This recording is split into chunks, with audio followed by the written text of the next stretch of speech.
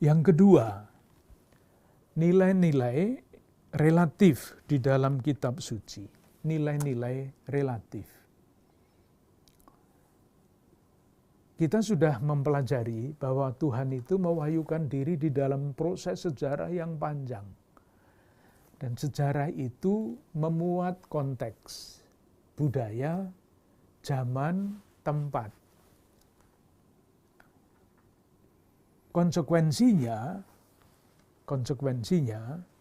tidak semua bagian dari kitab suci itu sama pentingnya, khususnya di dalam Perjanjian Lama. Ada bagian yang tidak sangat berarti atau tidak berarti banyak bagi kita. Kita sebut saja misalnya dari kelima kitab Musa, kitab Imamat. Saya tidak tahu kalau membaca kitab Imamat dari depan sampai belakang ini bosannya kayak apa. Karena isinya adalah aturan-aturan ibadat pada zaman itu yang sekarang praktis tidak ada yang berlaku lagi. Maka saya kadang-kadang sungguh sangat kagum kalau bertemu dengan saudara dan mengatakan, Romo, saya sudah membaca Alkitab dari kitab Kejadian sampai kitab Wahyu, hebat bukan main. Jadi berarti sudah membaca ini semua. Apalagi kalau membaca kitab Tawarikh yang isinya itu silsilah.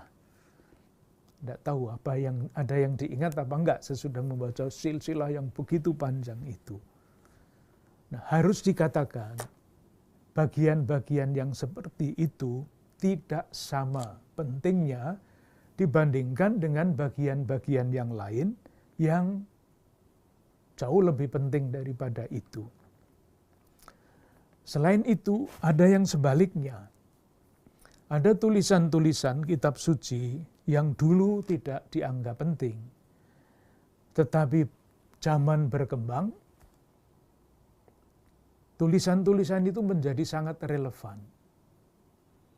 Khususnya misalnya diambil sebagai contoh kitab Amos. Amos di dalam tulisannya itu banyak bicara tentang keadilan sosial. Nah, masalah keadilan sosial itu sekarang kan sangat relevan dibicarakan di mana-mana.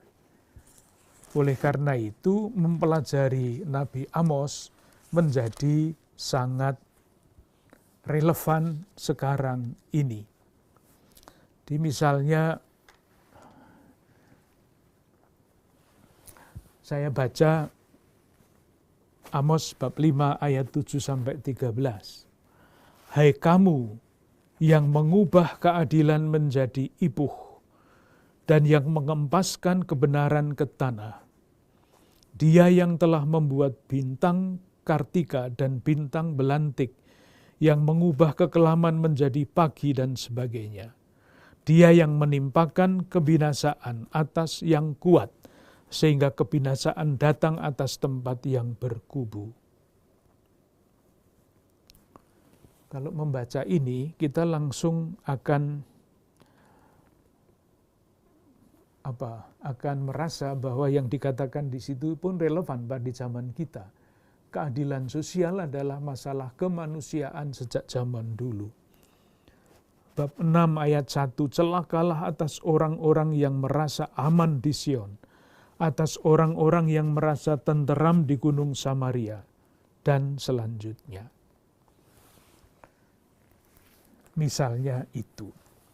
Jadi, kalaupun dikatakan bahwa kitab suci itu penting bagi kehidupan gereja, harus dibedakan mana yang terikat pada konteks zaman sehingga tidak relevan lagi, tetapi ada yang terikat konteks zaman tetapi tetap relevan untuk kita.